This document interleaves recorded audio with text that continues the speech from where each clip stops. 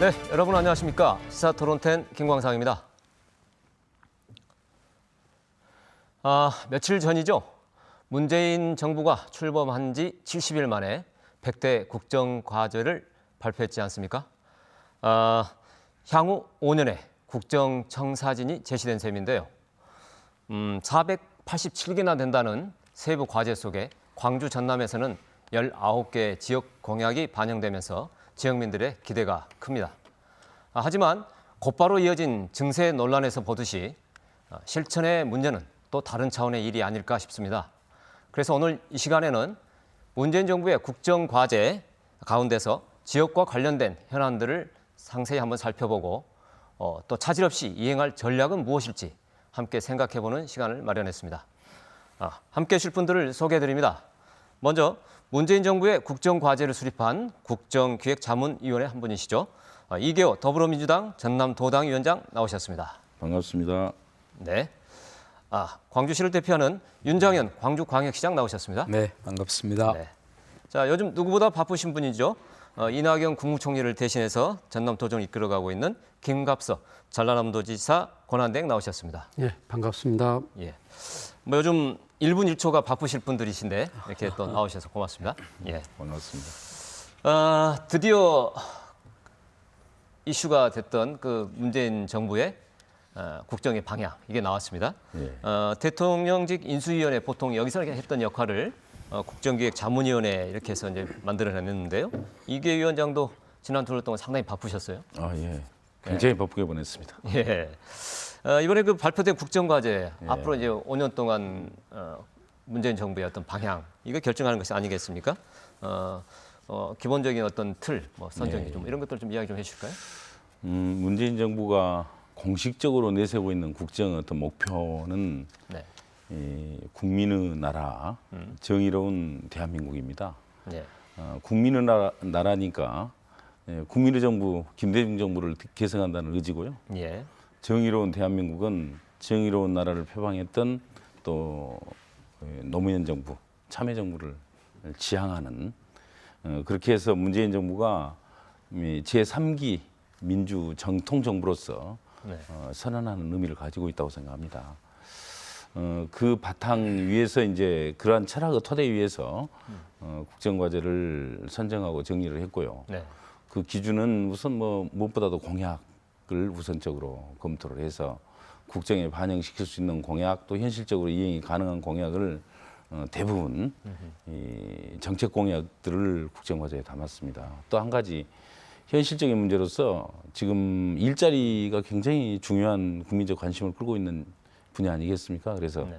일자리 정부를 표방하면서 얼마나 일자리를 더 키워나가고 또 확보하는데 그 정책이 도움이 되느냐 네. 이러한 어떤 판단의 기준 하에서 국정과제를 선정을 했습니다. 예. 그 100대 과제 그리고 세부적인 과제는 아까 말씀드렸던 것처럼 487개나 되더라고요. 어쨌든 이게 정해졌는데 그 아시다시피 좀 전에 말씀드렸던 것처럼 광주 전남에서 19개 과제가 이제 포함이 됐어요. 나름대로 각 지자체마다 이 과제에 포함시키려고 노력들을 많이 했지 않습니까? 그렇죠. 예.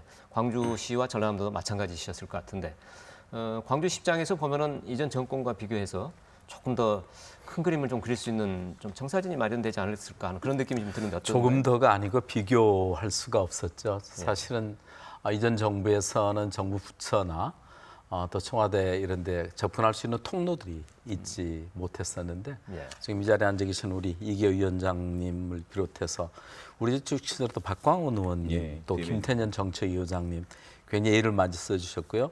또 부위원장으로 활동하시던 우리 장하성 정책실장 교수도 그래서 저희들은 이렇게 조기 대선까지는 생각지는 않았었지만은 작년 9월부터 TF팀을 운영해서 대선 공약 준비를 했었는데 굉장히 속도감을 냈었고요. 또 대선 과정 중에 당시 이제 문재인 후보께서 오셔서 광주의 중요한 정신적인 의제인 이제 5.18에 관한 여러 문제랄지 또 친환경 전기 자동차부터 여러 일들에 대해서 제가 좀 도발적인 표현을 했었죠. 그때 대선 과정 중에 응답하라 광주의 미래를 이렇게 했었는데 이번 이제 국정기획 자문위원회 과정 중에서 시에서도 부시장을 현재 아주 상주시키고 정말 바쁘신데 우리 위원장께서 틈틈이 그래도 저 이야기를 다 경청해 주시고 또 상황이 어떻게 진행되는 데에 대해서도 체크를 해 주셔서 방금 말씀 주신 많은 지역의 미래를 담보할 수 있는 대전환의 기회를 맞았다고 생각합니다. 공약이 비일공적 공약으로 되지 않고 구체적으로 국정과제로서 이제 설정이 됐고 이제 남은 기간은 결국 이제 예산의 뒷받침이 이제 되면 완결되는 그런 단계까지 와 있다고 생각합니다. 예. 사실 양 시도지사님들이 굉장히 열심히 활동을 해서 이분들이 어떻게 보면 국정과제 확보에 1등 공신이라고 말씀드릴 수 있고요. 윤장인 시장님 또 뭐 유별나게 많이 오셔서 국정위 내에서도 화제가 되고 그랬습니다. 너무 귀찮게 해드렸죠? 감사드립니다. 다시 한번. 예, 뭐 분위기가 좋은 덕담들이 많이 오고 계신 것 같습니다. 예, 그 전라남도 기대도 상당히 했을 것 같아요. 왜 그러냐면 바로 전 지사가 국무총리로 갔기 때문에 기대도 상당히 컸을 것 같습니다만은 뭐 그 기대에 좀 만족할 만정도 됐는지. 예, 국정과제를 선정하는 데 있어서 우리 도민들의 기대에 부응했다고 생각을 합니다. 네. 그동안 우리 도의 그 현안 사업이었던 부분들이 대거 반영이 됐습니다. 첫 번째는 그 호남 고속철 부분, 두 번째는 광양항, 세 번째는 우리 에너지밸리, 그리고 농수산, 관광, SOC 모든 부분들이 망라해가지고 국정과제에 반영이 됐었고요. 이런 국정과제에 많이 반영된 거는 아까 말씀하셨던 우리 이계호 위원장님을 비롯한 많은 분들의 도움이 있었습니다. 이 자리를 빌어서 감사하다는 말씀을 드리고요. 특히 우리가 그 광주와 전남이 상생 과제로 했었던 에너지밸리라든지 국제 심혈관 센터라든지 이런 부분들이 반영된 거는 굉장히 고무적인 일이고 또 앞으로 이런 국정 과제가 정부 예산으로까지 연결되는 데는 이낙연 총리께서 우리 지역에 대해서 현안도 잘 알고 계시고 또 잠재력이나 앞으로 발전 전략 같은 것을 잘 알고 계시기 때문에 많이 도와주실 걸로 그렇게 기대하고 있습니다. 예. 사실은 그동안 대선 과정에서 가장 높은 지지를 또 보인 것이 그렇고요. 지금도 또 가장 높은 지지를 보이는 것이 바로 호남 아니겠습니까? 그렇습니다. 바로 이제 그 호남의 민심 표심에 결국은 큰 힘이 됐을 거라고 또 생각이 됩니다. 많은 분들이 노력하셨지만은 그렇게 큰 배경이 될 텐데, 뭐 사실은 또 일각에서는 뭐 좀 상징적인 총리 임명하고 장관 몇 사람 하고 이거 뭐 끝나는 거 아닐까 하는 우려도 좀 있었어요. 그런데 다행히 일단은 여기까지는 반영이 좀 잘 되는 것 같습니다. 뭐 정책의 이런 호남에 대한 배려 뭐 있었다고 일단은 평가는 하시는 것이겠죠, 뭐 당연히.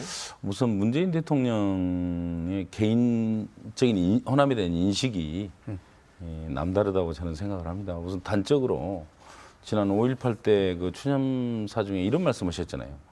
새로 출범한 문재인 정부는 5.18 광주 민주화 운동의 연장선 위에 서 있습니다. 이런 말씀을 직접 하셨거든요. 그건 호남을 중요한 국정의 동반자로 삼겠다는 그런 공식적인 선언이라고 생각을 하고요. 또 우리 민주당 입장에서 보면 호남은 언제나 정권 교체를 할 때마다 그 진원지가 호남이었습니다. 이번에도 마찬가지였고. 네.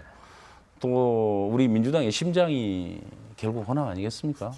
그런 측면에서 보면 문재인 대통령이 이 호남에 대해서 어떤 인식을 가지고 있고 어떻게 접근하고 있는지를 우리가 단적으로 볼 수 있다고 보고 있고요. 예. 또 한 가지만 뭐 기왕에 말씀 나온 김에 덧붙이면 제가 국정위 과정에 경제 2분과 위원장을 맡았는데 우리 위원회에서 담당하는 부처가 국토부, 산자부, 미래부, 농림부, 해양수산부입니다. 네.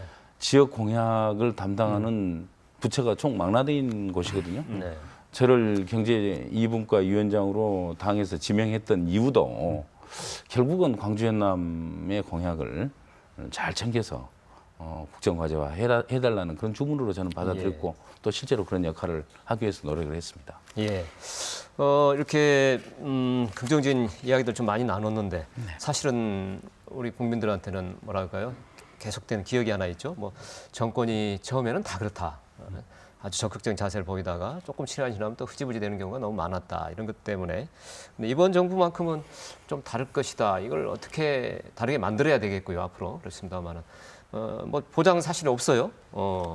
어떻게 이 부분은 또 우리 시장님은 보시는 거예요? 사실은 그렇죠. 문재인 정부의 출범은 저도 이제 더불어민주당 소속의 시장입니다만은 민주당만의 정권 교체가 아니고 그 지난 겨울 내내 그 정말 추위와 눈보라 속에서 시민들이 촛불로 세워주는 정부라는 것입니다. 촛불이 새로운 민주정부를 정권 교체를 이루었고 또 적폐청산을 요구했고 또 민생에 대한 강력한 바램과 또 이제 최근에 지금 5월에 대한 헌법 초안의 문제까지 그래서 항상 그 대통령 말씀 중에는 그 마음이 이렇게 담겨져 있고 그리고 그런 촛불 주권 시민혁명의 진원지는 역시 5월 항쟁과 6월 항쟁 연장선상에 있는 우리 광주 전남 시도민들이 견고한 역사 인식들이 있기 때문에 단순한 민주당과 아니의 이런 관계를 떠나서 그런 연장을 늘 인식하고 있다는 데서 희망을 갖습니다. 예. 뭐 앞으로 좀 계속 지켜보고 또 우리가 또 노력하고 어떻게 보면은 뭐라고 표현할지 모르겠습니다만 이제 뭐 감시도 좀 해야 되고 그런 일일 것 네. 같아요. 뭐 지역 차원에서라도. 그런데 뭐 또 우려 중에 하나가 뭐 총론적인 이야기입니다만은 역시 국정기획이 자체적인 추산으로도 보면 178조인가요? 예. 예, 어마어마한 예산이고 또 계산법에 따라서는 더 달라질 수도 있는 뭐 엄청난 예산인데 일단은 뭐 증세 없이 하겠다는 게 기조로 이제 그때 발표를 했어요. 예, 예. 뭐 정부 기획대로만 된다면 참 좋긴 하겠는데 한편으로는 좀 이거 좀 너무 지나치게 낙관적인 거 아닌가 이렇게 많은 과제를 예. 네. 어떻게 생각하세요? 178조가 이제 5년 동안 소요되는 사업이고요. 네. 그것은 이제 국정계획을 이제 100대 과제로 구성되어 있지 않습니까? 예. 그 100대 과제의 이행 계획을 쭉 집계를 해보니까 예. 거기에 소요되는 재원이 5년 동안 178조 원이 소요되더라는 그런 추산이고요. 178조는 그중에 95조 정도는 이 그동안에 했던 그 이전 정권 보수 정부 때 했던 사업 중에 정말 해서는 안 될 사업들이 참 많이 있었습니다. 예. 예를 들어서 뭐 창조 문화 뭐 센터 이런 걸 만들어서 우리 아시아 문화전당 광주에 저렇게 버젓이 만들어 놓고 그 기능 쏙 빼다가 뭐 창조 문화 센터인가 뭐 그런 걸 만들어 가지고 뭐 저 최순실 차은택입니까? 그 사람들 국정농단의 소재로 삼았잖아요. 예. 그런 일. 또 역사 교과서 국정화, 친일 미화하고 뭐 이러한 의도로 정말 불순한 의도로 어떻게 보면 시작을 했던 그런 일들. 뭐 이런 불효불급한 또 해서는 안 될 그런 일들을 샅샅이 이잡듯이 뒤져서 그런 사업을 하지 않음으로써 생겨나는 재원이 무려 95조에 달하는 것으로 집계가 되고 있습니다. 예. 나머지 이제 83조는 매년 보면 이제 순수한 이 증세분, 자연증가분. 그러니까 자연증가분 세금이 더 거치는 게 15조 내지 20조 정도 지금 계속 나오고 있습니다. 금년에도 이번에 얼마 전에 11조 2천억에 달하는 추경했습니다만은 예. 증세 없이 또 정부가 빚내지 않고 순수하게 세금이 더 거치는 것만 가지고 추경을 했거든요. 예. 그러한 분이 이제 15 내지 20조 정도 되니까 이게 5년 동안 한 거의 합쳐지면은? 한 네. 80조 남짓 되지 않겠습니까? 네. 그걸 합쳐서 이 국정계획 이행에 쓰겠다는 거고요. 그런 점에서 보면 상당 부분 이 실천력을 담보하고 있다. 뭐 이렇게 말씀을 드릴 수 그래요? 있겠고요. 예. 최근에 증세 논란은 또 다른 논란인데 예. 이전에 참여정부 때 25% 정도가 법인세 세율 아니었습니까? 예. 그걸 이명박 정부 때 뭐 비즈니스 프렌들리인가 뭐 그렇게 하면서 이걸 22%로 3%를 낮췄어요. 네. 낮췄는데 이 기업들이 그럼 그 남은 이 분을 가지고 좀 재투자해가지고 예. 일자리를 만들어줘야 되는데 그게 아니고 산업인보금으로 다 싸놓고 있잖아요. 예. 그래서 핀센트 증세라고 정말 초고소득자들에 한해서 집중적으로 잘 조사를 해서 그 사람들한테 좀 증세를 하겠다. 네. 뭐 그런 어떻게 보면 대단히 정상화된 발상 예. 뭐 이렇게 말씀드릴 수가 있겠습니다. 예. 그래도 뭐 한편에서는 증세 논란이 나오다 보니까 예. 지금 사실 어떻게 나중에 할 카드를 지금 숨겨두고 있는 거 아닌가 이런 생각도 좀 하는. 이렇게 분위기 생각이 좋을 때, 예. 좋을 때 이제 증세까지 같이 예. 여론조사에서는 예, 상당히 그런 국민들은 같이 동조하는 그 그런 취지 여론조사. 자체가 제가 말씀드린 것처럼 대단히 그 균형화를 위한 증세이기 때문에 알겠습니다. 국민적으로도 지지를 받을 수 있을 예. 것으로 저는 생각합니다. 그래도 또 저는 자꾸 이제 지금 세 분들이 다 좋은 이야기만 하시니까 제 입장은 또 자꾸 이제 질문을 드려야 될 수밖에 없는 것 같은데 정부의 재원 확보가 혹시나 추산이 잘못되다든지 재원이 부족할 경우 이전 정부의 그 누리과정 그 시끄러웠던 그렇죠. 그 사안처럼 결국 지방정의 부담으로 돌아올 수 있지 않을까 뭐 이런 생각도 드는데 이번에 먼저 우리 예. 김지사 대행님부터 예. 국정과제를 추진을 하면서 현 정부는 지방에다 떠넘기는 그런 일은 없을 걸로 이렇게 생각을 합니다. 지금 문재인 정부가 들어서면서 연방제에 준하는 지방자치를 하겠다 이렇게 하시는 그 정부에서 재원을 지방에다가 넘기는 그런 일은 없을 거다 생각을 하고요. 또 아까 우리 이기호 위원장님 말씀하신 것처럼 기존에 했던 사업 중에 불교불급한 사업들을 정립해가면서 국가에서부터 그 허리띠를 좀 줄이는 그런 게 필요하고 이와 관련해 가지고 우리 이 도와 같이 좀 재정 여건이 열악한 우리 도와 같은 경우에서는 국가에서 어떤 사업을 하면서 재정 여건이 좋거나 나쁘거나 똑같은 비율로 국비를 이렇게 부담을 하고 지방비를 부담하는 거 이거는 좀 앞으로 좀 개선이 됐으면 좋겠다. 예, 지장도 한 말씀 하실까요? 네, 우리 김 대행님 생각하고 거의 비슷한 일입니다. 정말 누리산업 황당한 그런 상황이었었죠. 결국 이제 근본적으로 이 일들을 해가는 더 근본적인 해결의 문제는 대통령께서 연방제 수준의 지방 분권을 하겠다. 근데 이제 거기 함정이 있을 수 있습니다. 균형 발전이 없는 지방 분권은 오히려 현상의 고착화를 악화시킬 수 있다는 그 함정들을 저희가 잘 이렇게 지혜롭게 판단해야 된다는 그런 생각이고요. 뭐 그런 면에서는 시도지사 회의를 제2국무회의로 이렇게 바꿔내고 또 지방의 재정 자립권의 문제까지도 함께 보완해 간다면은 그런 일들은 좀 우려가 되지 않을 정도로 풀어갈 수 있지 않겠나 그런 고민들을 하고 있습니다. 네. 예, 뭐 일단은 좀 긍정적으로 이제 기대를 하면서 앞으로도 계속적으로 살펴봐야 될 문제인 것 같습니다. 이제 조금 약간 강론으로 들어가서 총론적인 이야기를 좀 끝내고 지역의 현안들을 하나씩 조금 이야기를 좀 했으면 좋을 것 같아요. 역시 뭐 가장 먼저 이야기될 것은 5.18인 것 같고요. 헌법 전문에 반영하겠다 이야기가 있었고 진상규명 문제도 탄력을 받을 것이라 이렇게 기대가 되는데 앞으로 이렇게 선언적인 의미를 넘어서 구체적으로 어떻게 추진될 것인지 좀 거기에 대한 로드맵이 혹시 있는지 그리고 이 부분에 대해서 광주시는 또 어떻게 생각하는지 좀 말씀을 들어봤으면 좋겠습니다. 우선 국정과제에 제가 반영을 꼭 시키기 위해서 가장 노력을 많이 했던 분야입니다. 5.18 문제는. 우리 호남의 상징이죠. 저는 늘 호남의 상징은 5.18 정신이다 이렇게 얘기를 하고 있습니다만 이번 국정과제에 정말 올곧이 다 포함을 시켰습니다. 그것은 뭐 저 개인적인 뜻도 있었습니다만은 거기에 덧붙여서 김진표 위원장님을 비롯한 모든 국정위원들이 정말 이의 없이 찬성을 했던 그런 상황이 되겠습니다. 먼저 5.18 정신을 헌법 전문에 수록해서 대한민국의 국민 정신으로 선양해 나가겠다. 그건 분명히 들어 있습니다. 그리고 진상규명위원회를 두어서 발포 명령자 그리고 헬기 기총소사에 대한 문제 또 행불자에 대한 진상규명을 반드시 하겠다. 이것도 국정과제에 포함이 되어 있고요. 또 2020년이 되면 5.18 40주년이 됩니다. 그래서 5.18 40주년 기념 사업을 정부 차원에서 대대적으로 추진하겠다.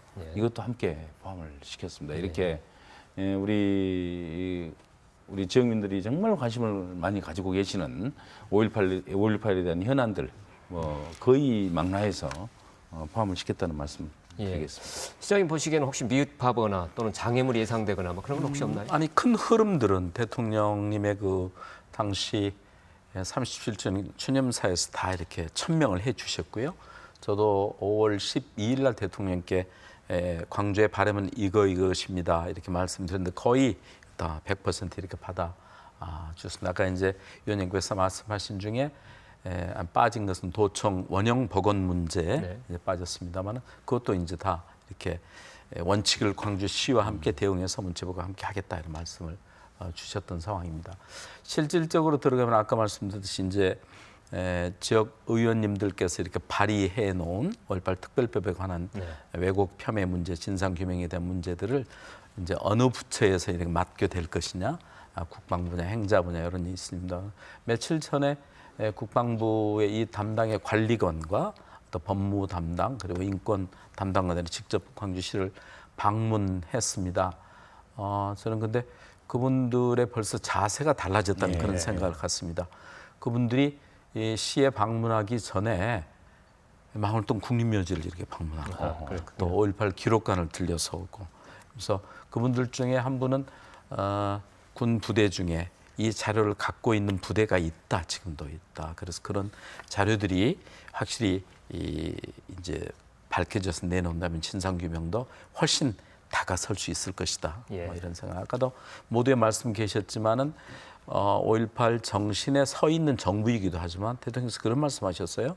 이후의 민주정부도 5.18의 정신의 그 비전과 가치를 가져가야 된다. 그래서 광주는 이제 광주에만 머물지 말고 광주 시민들이 또 전남 도민들이 다른 지역에 손을 내미는 그런 5월로서 승화돼야 된다 그랬듯이 그 일들은 빈틈없이 각 분야부터 저희 광주시에서도 그 진상조사에 관한 지원단을 만들고 또 헌법 전문 개제에 대한 TF팀을 만들고 또 도청 복원에 대한 TF팀을 만들어서 분야별로 지금 협조를 해가고 있습니다.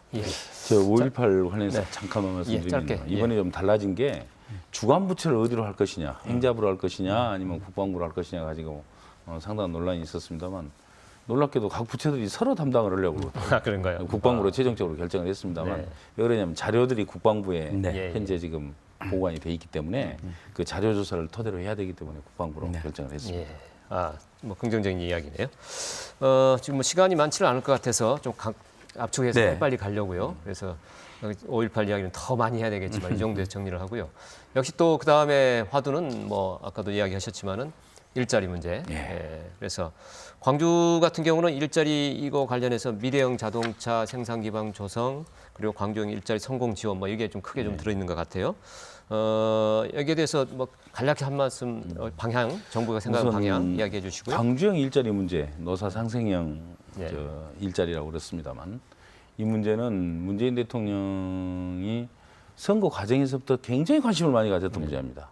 그래서 뭐 그러한 인식들을 국정에서도 함께 공유를 했고 그래서 여러 군데 가능한데 최대한 하여튼 국정계획에 반영을 시켜나갔습니다. 우선 첨단 자동차 산업 육성 분야에 당연히 이 친환경 자동차 부품 사업으로 뭐 윤장현 시장님께서 뭐 윤장현 시장님의 지금 상징 사업 아닙니까? 자동차 100만 대. 뭐 그래서 이런 차원에서 명백하게 반영을 시켰고요. 또 이것은 광주라는 지명을 이례적으로 명기를 했습니다. 다른 데서 혹시라도 욕심낼지도 모르니까 워낙 그 광주형 일자리에 대해서 문재인 대통령 관심이 크기 때문에 그랬던 거고요. 또 아울러 노사상생형 일자리는 광주에서 이 모델을 성공을 시켜서 전국적인 모델 또 국가적인 모델로 만들어 나가자. 그런 어떤 문재인 정부의 의지가 함께 담겨서 국정과제에 들어갔다 이렇게 말씀드립니다. 방금 뭐 설명을 들었고 저희들이 알고 있습니다만은 그런데 뭐 역시 문제는 노사 민정의 이런 그 사회적인 디테일이랄까요? 뭐 이게 중요한 거고 또 뭐 예산 지원을 비롯해서 또 이 기업들을 나름대로 이제 정부가 좀 견인해줘야 할 뭐 이런 것도 있을 것 같고요. 사실 뭐 이미 우리가 경험한 것처럼 지난 정부에 뭐 대통령 공약에 들었던 자동차 100만 대 뭐 안 됐잖아요. 그래서 결국 지지부진했는데 이런 걸 보면서 좀 과제랄까요? 지금 방향에 대해서 자동차 100만 대를 저희는 이제 친환경 전기 자동차 부품 클러스터 사업을 했는데 이번 국정과제에서 친환경 자동차 및 부품 클러스터에서 완성차 공장을 유치할 수 있는 그런 이제 교두보를 확보했고요. 저희는 이제 국가 사업으로서 전기 자동차를 국가 정책을 한 유일한 이제 광역 도시가 됐지요. 거기에 방금 설명 주셨던 광주형 일자리라는 사회적 자본을 들어서 이미 저희들은 22개 기관과 함께 노동 시간의 문제, 노동 임금의 적정성 문제, 원하청 문제, 그리고 노사가 함께 책임 경영하는 문제의 기초 협약까지 마쳤습니다. 문제는 이제 이런 저희 빅그린 산단을 전남과 함께 하고 있는 빅그린 산단의 특별 구역으로 결정을 해서 그 지역에 이 모델들을 정착시켜서 정부가 일자리에 모든 것을 걸고 있듯이 재정 투입을 통한 공공성 일자리는 그런 식으로 가더라도 결국은 기업에서 일자리를 만드는 한 모델을 이쪽에서 만들 수 있는 저는 준비가 다 돼 있다. 그리고 정부로서 이제 손을 잡아 주셨으니까 그 일들이 더욱더 속도감을 낼 수 있도록 최선을 다하겠습니다. 예. 이번에 뭐 전남 이어서 같은 맥락이지만 전남의 이야기 좀 넘어가세요. 전남의 미래 산업이라고 해서 국정과제에 들어가 있는 게 첨단 기술 융복합된 농수산업 생산기지 조성, 그리고 서남권 해조류 산업 클러스터 조성 뭐 이렇게 등등이 들어 있어요. 뭐 제목으로 보면은 어떻게 보면 이름을 잘 붙인 것 같기도 합니다만 어떤 내용인지 하고 이제 궁금해하시는 분들이 많을 것 같아요. 뭐 딱 와닿지가 않는데 설명 좀 해주실까요? 그 농업 생산 또 수산업 생산은 틀을 좀 바꿔보자는 취지인데요. 농업 농장에 소위 뭐 비닐하우스 생각을 하시면 쉽게 이해가 갈 겁니다. 비닐하우스를 지금까지는 사람 손으로 다 씨 뿌리고 뭐 저 관리하고 또 수확하고 그랬지 않습니까? 예. 그걸 자동화하자는 겁니다.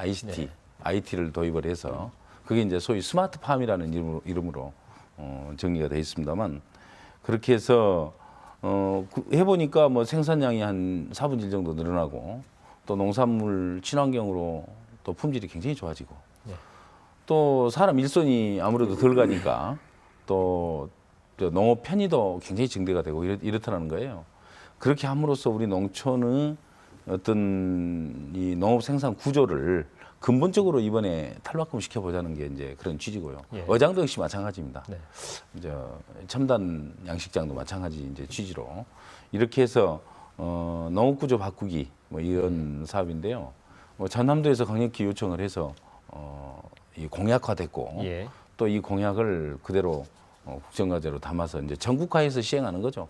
물론 뭐 전남이 우선적으로 당연히 공약을 한 곳이니까 시행이 되겠지만. 알겠습니다. 뭐 전라남도에서 제안했다고 방금 이야기가 나왔는데요. 뭐 요구한 만큼 됐는지가 좀 궁금하고 더불어서 뭐 그동안에도 비슷한 이야기는 뭐 좀 있었어요. 뭐 제안도 있고 그렇긴 했었는데 이게 정말 지역의 전남의 미래 산업으로 자리를 잡을 만큼 전과는 다른 어떤 정부의 지원이 있을까 하는 게 이제 궁금한데 어떻게 생각하시는가요? 먼저 우리 도는 뭐 자타가 공인하는 전국 제1의 농수산도지 않습니까?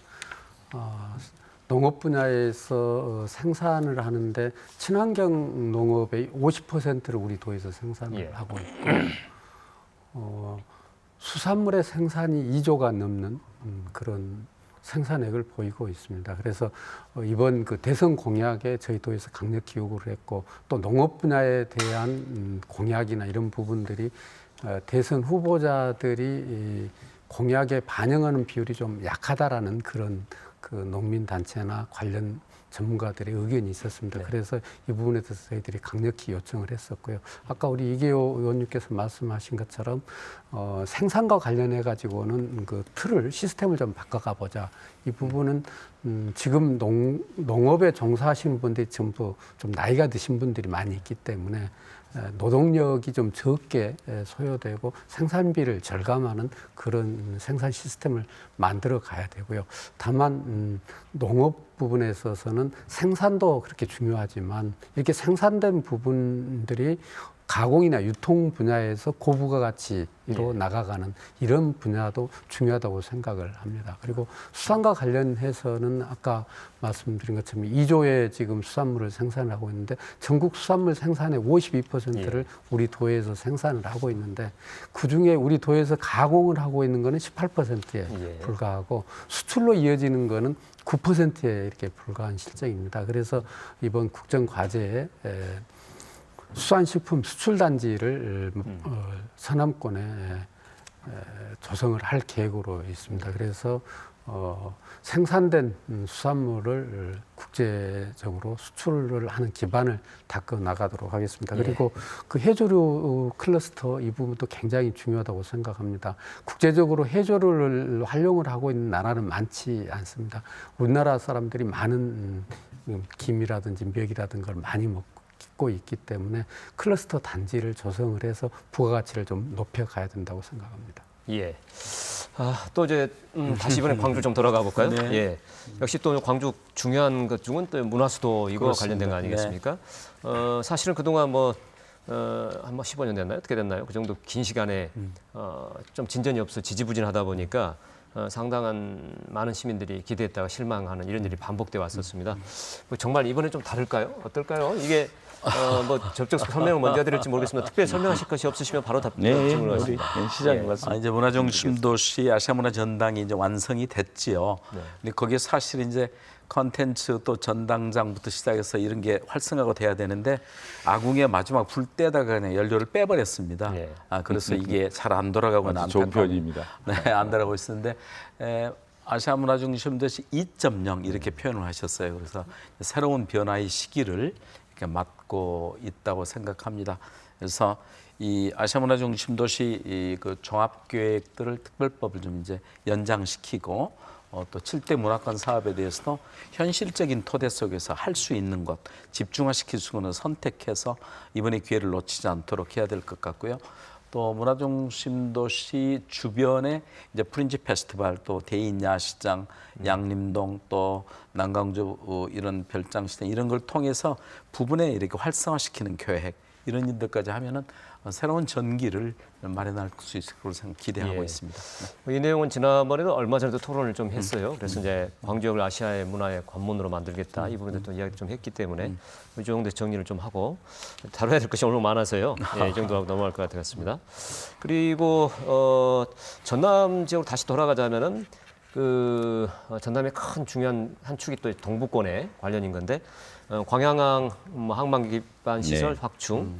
광양만권의 첨단 신소재 산업 육성 이게 또 이제 과제에 들어가 있네요. 뭐 구체적인 정책 방향까지 나온 건가요? 어떤 건가요? 좀 간략하게 설명을 해주시면. 광양항이 정말 이 투포트 시스템으로 참여정부 때까지만 하더라도 글쎄요. 어느 정도 자리를 잡아가다가 이명박 정부 이후에 그냥 경쟁력 우선 원칙에 따라서 그냥 확 꺾였거든요. 그러는 사이에 이제 광양은 또 노후화되기 시작합니다. 이제 뭐 운영 기간이 상당히 됐기 때문에 그래서 노후화된 항만을 좀 재개발해서 경쟁력을 끌어올리고 그래 낙포부두 재개발 사업이라는 구체적인 이름으로 들어있거든요. 거기에 덧붙여서 이 항만 경쟁력 향상을 위해서는 또 이제 선박이 드나들 수 있는 여건이 좋아야죠. 그래야 다른 외국에서 배가 저 부산이나 인천으로 가겠지만은 또 광양도 함께 찾을 거 아닙니까? 그래서 암초 제거, 준설 뭐 같이 계획에다 포함을 시켰습니다. 더욱 가장 중요한 것은 이 항만 이제 개발을 하다 보면 부지들이 많이 생겨나잖아요. 거기에 기존 지금 광양만권의 주력 산업이 지금 제철, 석유화가 아닙니까? 그렇죠. 또 이 경쟁력이 또 문제가 되고 있기 때문에 이걸 이제 궁극적으로는 그 산업의 경쟁력을 끌어올린 것도 중요하지만 그것과 함께 또 대체할 수 있는 새로운 먹거리가 또 필요하단 말이에요. 그래서 방금 말씀하셨던 첨단 신소재 산업을 앞으로 새로운 광양만권의 어떤 그 주력 산업으로 만들어가겠다 그런 취지로 국정과제에 함께 구체적인 사업명들을 다 명기해서 포함을 시켰다는 말씀드립니다. 저 지난번에 그 다보스 클럽을 갔었어요. 거기 가서 광주를 소개하면서 이제 한전이 있고 광양항이 있고 무안공항이 있는 걸 이야기했더니 그 투포트로 이야기를 해서 얼마나 떨어졌냐 부산하고 광양하고 그랬더니 아니 그게 어떻게 투포트냐 그냥 다른 나라 같으면 원시티 그 투포트가 함께 있는 거다. 그래서 우리들이 너무 그 좁게 보고 있지 않나 이런 생각들을 잠깐 해봤었습니다. 네, 우리 김 대행께서 지금 사실 이제 광양항 그쪽에 마그네슘이라는 이런 것들 많이 하잖아요. 지금 이렇게 해서 신소재 뭐 이런 것들 좀 하고 있는 것 같긴 한데 정부의 어떤 것들을 좀 더 반영을 시켜야 되고 이번에 지금 나온 계획에 대해서 혹시 좀 부족한 점이 있다든지 이런 것들 좀 이야기를 해주시죠. 예, 철강 산업과 화학 산업은 그 동부권의 주력 산업이고 우리 전남도의 제조업 생산의 88%를 이 두 개 산업에서 담당을 할 정도로 그 점유 비중이 큽니다. 철강 산업과 관련해서는 그동안에 저부가가치의 철강 제품들을 생산했던 부분들을 바꿔서 좀 고부가가치로 바꿔가는 노력이 좀 필요한데요. 그 중에 하나가 초경량 소재이면서 첨단 소재인 그 마그네슘 산업단지를 활성화시켜 나갈 계획입니다. 그리고 석유화학과 관련해서도 사업의 다각화와 고부가가치가 필요한 상황입니다. 그동안의 석유화학 제품들이 비교적 범용 제품들이 많이 생산이 됐었는데 앞으로 첨단 소재 화학 제품으로 바꿔가도록 노력해 나가겠습니다. 예. 자, 또 다른 이야기 넘어가야 될 것 같습니다. 시간이 급해서요. 그 SOC 뭐 이게 좀 항상 호남 조금 열악했었기 때문에 이야기를 안 할 수가 없게 되는데 역시 이번에 무안국제공항 호남고속철 2단계 사업 이게 포함이 됐더라고요. 뭐 이것은 대선, 총선 뭐 선거 때마다 나오는 단골 공약인데 구체적인 사업 방향 또 국비 투입 어떤 그런 계획 이런 게 좀 나와 있는지 모르겠습니다. 네. 우선 저 호남선 고속전철 2단계 사업은 뭐 조기 추진하겠다 분명히 명기에서 이제 들어가 있는데 무안공항 황충은 저 국정 과제에는 빠져 있습니다. 네. 지역 공약으로 빠져 남아 있고요. 있고, 네, 빠져 지역 있고요. 공약으로. 네. 이 고속 2단계 사업과 관련해서 말씀드리면 현재 지금 타당성 조사를 뭐 새롭게 하고 있잖아요. 그 기재부가 주장을 해가지고 무안공항 경유와 관련해 가지고 이제 뭐 저는 억지 투집이라고 늘 얘기를 합니다만은 그래서 이제 타당성 조사를 하는데 그 무의미하게 됐습니다. 조기 추진이라고 뭐 국정과제 못 박았기 때문에 타당성 조사 결과에 상관없이 이 사업은 추진을 해야 되고요. 다만 무안공항을 경유해서 가는 문제, 이 문제도 국정과제에는 빠져 있지만 조기 추진과 관련해서 하루빨리 전라남도와 국토부 그리고 기재부가 합의를 해야 된다는 전제하에서 이루어진 거거든요. 예. 그래서 그런 측면에서 보면 전남도와 국토부가 함께 주장을 하고 있는 무안공항 경유는 반드시 이루어져야 합니다. 예. 아직 그게 뭐 확정은 안 돼 있습니다만은 아무래도 무안공항 경유 문제가 보다 쉽게 풀릴 수 있는 그 기틀을 만들었다 이렇게 말씀드릴 수가 있겠습니다. 그걸 관철해내는 것이 과제가 되겠네요. 예, 그렇습니다. 지금 호남 고속철 2단계는 광주 송정에서 고마곤까지는 금년 초에 착공을 해가지고 추진을 하고 있는데 방금 말씀하신 것처럼 무안공항을 경유하는 부분에 대해서는 그동안 우리 도에서 줄기차게 요구를 했었기 때문에 이 부분은 반드시 관철돼야 된다고 생각을 하고요. 예. 또 그 국정과제에서는 빠져 있지만 무안공항의 그 활주로 길이 연장하는 부분도 무안공항의 활성화를 위해서는 반드시 필요한 부분입니다.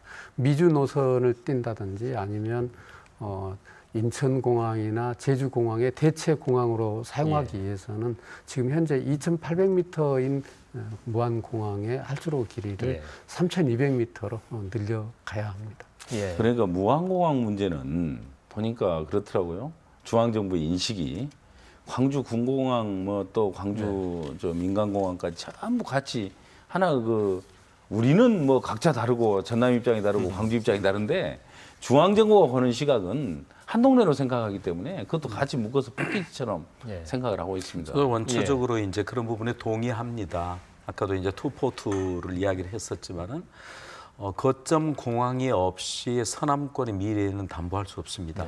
광주와 전남은 경계가 있는 것은 어떤 부분을 행정에 책임을 지자는 경계이지 특히 미래의 비전과 희망을 만드는 데 굉장히 큰 그림을 가져야 될 때고요. 서남권의 거점 공항의 문제가 저렇게 표류하고 있었듯이 저희는 그런 우려를 범하지 않아야 되고요. 더 나아가서 이제 새만금에 만약에 공항을 요구하는 상황이 지금 이루어지고 있는데 이랬을 때 이걸 놓치게 되면은 공항이 없는 도시는 세계를 향하는 창을 놓치고 있습니다. 그래서 저는 이 SOC의 활성화와 더불어서 굉장히 관심을 가져야 될 것이 현재 있는 일이라도 최대한 활성화시켜야 되겠다. 그래서 제가 지난번에 광저우 당석이 만났을 때도 광저우와 광주의 직항로 또 기타 규슈 가서도 가능하면 직항로들을 많이 늘어서 이 공항의 활성화의 정당성을 만들면서 SOC 확장도 같이 가야 된다는 생각을 갖고 있습니다. 예. 지금 자연스럽게 지금 무안공항 이야기하다가 광주공항 이전 문제까지 지금 나왔어요. 그래서 이 부분에서 혹시 덧붙이실 말씀 있으시면 하시고 그렇지 않으면 이제 전남도 이야기 저는 이 들어봤으면 문제가 좋겠는데. 광주 전남 전 공약 중에서 가장 중요한 문제라고 인식을 했습니다. 왜 그러냐면 문재인 당시 후보께서 송정역에서 광주 송정역에서 유세를 하실 때 제가 옆에서 직접 들었습니다만 광주 군공항을 이전을 하고 그 부지에 ICT 제4차 산업혁명 산업단지를 조성을 하겠다. 스마트 시티로 그렇게 해서 스마트 시티로 육성하겠다. 어마어마한 공약입니다. 제4차 산업혁명은 지금 문재인 정부가 추구하는 가장 중요한 산업정책 중에 하나입니다. 그 시범단지를 그렇게 해서 스마트 시티를 바로 광주에다 놓겠다는 거거든요. 그래서 그 공약의 정신을 이 구현을 하기 위해서는 반드시 이 문제가 최우선적으로 이루어지고 하루빨리 광주와 전남이 협의를 해서 빨리 그 어떤 수용태세를 갖추는 게 중요하다 이런 생각을 한 겁니다. 예, 김대행님은 지금 공공항 문제 이야기하면서 뭐 패키지 이야기도 나왔고요. 사실은 이 문제 가지고 매번 토론을 저희들이 해보기도 하고 뭐 했습니다만은 광주시와 전남도가 정확한 답을 내놓지는 않더라고요, 항상요. 그래서요. 이 부분에 한번 입장을 좀 말씀해 주시고 어떤 보관이 있는지. 예. 예, 군공항은 이제 국가 안보를 위해서 반드시 필요한 시설이라고 생각을 합니다. 그런데 이제 군공항과 관련해서는 인근 주민들이 소음 피해로 인해서 생활 환경이 열악하기 때문에 그 부분을 어떻게 해결해 나가느냐가 중요하다고 생각을 하는데요. 이 문제는 상당히 어렵고도 힘든 문제라고 저는 생각을 합니다. 그래서 소음 문제나 재산 피해나 이런 부분들이 있기 때문에 그 지역 주민들의 의사가 무엇보다도 중요하다고 생각을 하고 있고요. 우리 도에서는 이제 지역 주민들이 정확한 판단을 할 수 있도록 도와주는 역할을 저희 도에서 해야 되겠다 이런 생각을 하고 있습니다. 다만 이제 이 군공항 이전과 관련해 가지고 먼저 선행돼야 되는 부분은 그 이전을 하려고 하는 지역 주민들에게 소음이라든지 군공항 이전에 따른 불이익에 대한 부분이 먼저 그런 정보들이 정확하게 먼저 제공이 되어야 된다고 생각을 합니다. 그런 바탕 위에서 그런 어려움이 있는데도 수용할 수 있는 방안들은 어떤 것이 있는지 그것에 대해서 지역 주민들이 판단을 할 수 있도록 자료 제공이나 정보 제공이 필요하다고 생각합니다. 예.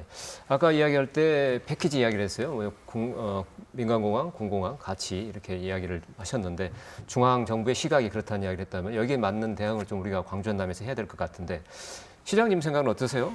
저도 그렇습니다. 아까도 말씀드렸듯이 이제 소음이 분명히 있죠. 근데 이제 광주 같은 대도심 안에 통과하는 소음과 또 그렇지 않은 전남의 광주보다는 덜한 그런 이제 소음의 차이는 있으리라고 생각하고 또 거기에 대해서 우리가 원칙을 상생은 단순한 이렇게 문자적인 상생이 아니라 미래의 큰 그림을 함께 그려지는 상생의 그림을 함께 서로 공유하는 일이 필요하고요.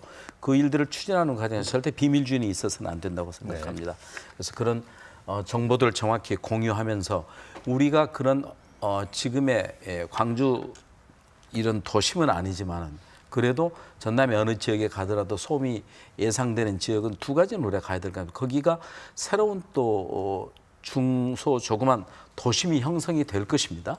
또 아울러서 거기에 피해 지역에 거기에 상응하는 지금으로서는 4,500억 정도 이렇게 그 용역의 축에는 나와 있습니다만은 그 지역 발전을 위한 여러 가지 대안들이 함께 모색이 된다면 저는 이 문제들은 전혀 이렇게 벽이 있는 게 아니라 중앙정부의 인식 그리고 또 직접 전남지사를 하시다가 또 총리로 가기 전 이낙연 총리님과 이런 지혜들을 모으면은 저는 그런 일들은 불가능하다고 생각하지 않습니다. 그리고 아까 패키지 문제들도 어느 시점에 저는 그 부분들도 시민들을 설득하고 시도민들 설득하는 일들에 대해서도 여러 가지 강구해야 될 방안 중에 하나라고 생각합니다. 방금 새만금 말씀하셨는데 그거 굉장히 시급하게 우리가 그 대응을 해야 한다고 생각합니다. 새만금이 이제 물론 지금은 구상 단계입니다만 개발이 되려면 5 내지 10년 정도가 소요가 되는데 그 이전에 서남권에 분명한 허브공항이 지정이 되고 또 개발이 될 필요가 있어요. 그래야 새만금이 개발이 되더라도 경쟁력을 가지고 계속 나갈 수가 있다는 거죠.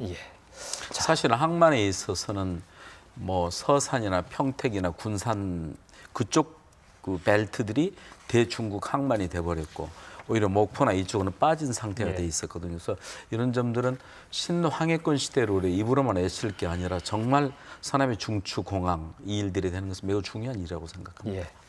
자, 이제 그 정도 이야기를 하고요. 동시 연계 추진이 가능할 수도 있다는 걸 정도로 이야기 듣고 문재인 정부 아까 이야기하신 것처럼 국가 균형 발전에 관심이 많습니다. 분권에 관심이 많고요. 광주 전남의 상생의 방법 중에 하나 이제 광주 전남을 이렇게 균형 발전 차원에서 이제 키우기 위해서 에너지밸리 조성 사업 또 한전 공대 살릴 이게 좀 있는데 이거는 뭐 지금 아직 뭐 구체적인 계획은 네, 국정과제 반영이 돼 있고요. 또 이제 거기엔 두 가지 아닙니까? 에너지밸리와 함께 교육기관 육성, 한전공대 이제는 반영이 돼 있는데 우선 주무관청인 산업자원부와 또 한전대학과 관련해서 한국전력이 굉장히 강한 의지를 가지고 있기 예. 때문에 사업은 대단히 탄력을 받을 것이다 이렇게 저는 추측하고 있습니다. 양 씨도 입장을 한번 들어봤으면 좋겠는데.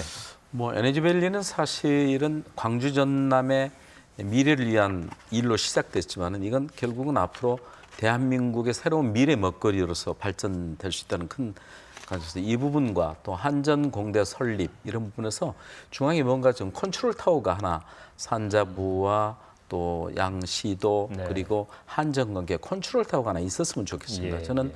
기회 있을 때마다 컨트롤 타워. 한전공도 문제는 어느 그 시도 간에 지금 이런 어디로 유치하는 이런 한심한 수준의 논의가 돼서는 절대 안 된다.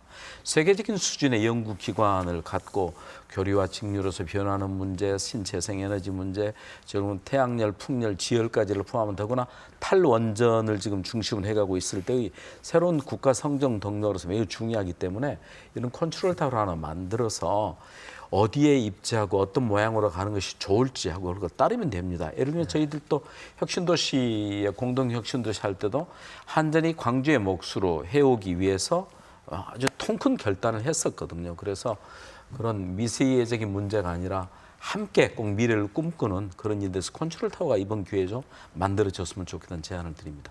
네. 양시도 협의창구 같은 뭐 TF 같은 거 하나 구성해서 그거하고 산자하고 한전하고 함께 해서요. 양시도만이 아니라 함께 관계기관까지 해서. 같이 참여하는 네. 그런 어떤 일정한 기구가 필요하다고 생각합니다. 네, 그래서 한전을 놓고 뭐 전남도가 이렇고 광주시가 이렇고 이건 결코 모양이 좋지 않은 모양인 것 같습니다. 에너지밸리하고 관련해서는 당초에 에너지밸리 에너지 기업을 500개를 유치를 해서 에너지밸리를 육성하겠다 이런 계기였었는데 지금까지 200개 기업을 유치를 했고 굉장히 당초 생각했던 것보다 훨씬 빠른 속도로 진전이 되고 있습니다. 이와 관련해서는 이제 연구개발 특구를 혁신도시와 그 인근에 있는 에너지 산단까지 확대를 해야 될 필요성이 있다고 생각을 하고요. 말씀하신 것처럼 한전 공대 설립과 관련해서는 이미 한전에서 설립 TF팀을 구성해서 운영을 하고 있고 또 우리 도와 광주시 한전 광주 전남 연구원이 실무적인 지금 협의를 해 나가고 있기 때문에 광주 전남이 함께 힘을 모아서 한전 공대를 이렇게 설립해 나가는데 큰 어려움은 없을 거라고 생각을 합니다. 네. 지금 뭐 나눌 이야기는 너무 많은데 시간이 좀 그래서 네. 이제 좀 한 1분씩 시간을 드리면서 혹시 못 하신 이야기 뭐 또 나누고 싶은 이야기 있으시면 해주시는 걸로 정리하는 걸로 하겠습니다. 누가 먼저 하실까요? 우리 이기현 연구원 하실까요? 네, 이번에 저는 국정이 참여를 하면서 제가 1998년 김대중 정부 국민의 정부 인수위원회 행정관으로 참여를 했었습니다. 그 후로 이제 이번에 또 문재인 정부 인수위 격인 국정위원회에 참여를 했습니다만 저 개인적으로는 뭐 커다란 일생의 영예죠. 그런 만큼 또 제가 광주 전남의 유일한 여당 국회의원으로서 일정한 정도 책임감을 가지고 창구 역할을 제대로 해야 된다는 그런 토대 위에서 또 이 자리도 함께 계십니다만 우리 임장희 시장님, 김갑섭 우리 지사 대행님 뭐 많은 도움 주셨고 또 함께 참여해 주셔서 소기의 성과를 거두었다고 생각을 합니다. 이제부터 할 일은 제대로 이행이 되도록 하는 길이거든요. 결국은 우리 도민, 시도민들의 관심과 응원이라고 믿습니다. 앞으로 관심 가지고 많은 응원 부탁드리겠습니다. 자, 우리 이 시장님 말씀하시죠. 뭐 덕담을 아니 드릴 수 없습니다. 제가 이 일하는 과정 속에서 우리 이 의원님께서 얼마나 정말 이 고향 사랑 또 고향의 아픔을 풀어주셔서 감사드리고요. 제가 공약 준비할 때 응답하라 광주의 미래를 근데 문재인 대통령께서 응답해 주셨습니다. 그리고 공약을 응답했던 것을 이번에 국정과제에 대거 이렇게 했었고 남은 일들은 이제 이게 예산상으로 실질적으로 엮어지는 일들이 남았고요. 이제는 광주 전남의 새로운 시간이다. 광주의 시간이다. 이렇게 말씀드릴 수 있을 것 같습니다. 시도민 여러분들께서도 이제까지 어떤 패배의식, 소외의식에서 벗어나서 이 정권을 창출했고 또 이 정권을 유지시키는 일들이 될 때만이 우리가 꿈꾸는 그런 차별과 균형 발전에서 벗어난 지역을 구할 수 있는 절호의 기회라고 생각해서 새로운 각오로 시도민주연구가 여러분과 함께 하겠습니다. 네. 자, 우리 김갑섭 대행께서 한 말씀 하시죠. 새 정부가 들어서면서 지역에서 공약을 발굴하는데 우리 도와 강주시 그리고 지역에 있는 전문가 그리고 이기 의원님을 비롯한 정치권 모두 힘을 합쳐가지고 우리 지역에 선거 공약을 만들어냈었고요. 그 공약을 바탕으로 국정 과제로 이렇게 채택이 됐었는데 이러한 과제로 선택된 이런 부분들이 중앙 정부의 예산으로 뒷받침이 되어야만 우리 지역 발전으로 가져올 수 있기 때문에 우리 광주 전남에 있는 모든 분들이 힘을 합쳐서 앞으로 중앙 정부의 예산을 따오는데 같이 노력을 했으면 좋겠고 새 정부에서는 지금 새 정부 들어서면서 문재인 대통령께서 많은 일들을 하시면서 사실 뉴스가 드라마보다도 시청률이 높을 정도로 인기가 좋았지 않습니까? 이런 부분들이 이 정부 끝날 때까지 지속이 됐으면 좋겠습니다. 예, 감사합니다. 자, 세 분 시간이 없어서요. 이 정도 정리할 것 같아요. 세 분 오늘 바쁜 시간 함께 내주셔서 고맙습니다. 감사합니다. 감사합니다. 네. 문재인 대통령은 국정과제를 발표하면서 새로운 대한민국의 설계도 나침반 이렇게 말을 했습니다. 5년 후 과연 얼마나 실천돼 있을까요? 결코 만만치 않아 보입니다. 광주 전남의 19개 지역 과제도 막연히 기대하거나 또 약속대로 해주겠지 하고 맡겨두었다가는 지역 혁신의 기회를 놓치지 않을까 우려되는 것입니다. 상황이 좋아 보이는 지금이야말로 역설적으로 절체절명의 위기라는 그런 각성의 기회가 시간이 아닐까 싶습니다. 스타트론 10 오늘 순서 여기서 잡겠습니다. 시청자 여러분 고맙습니다.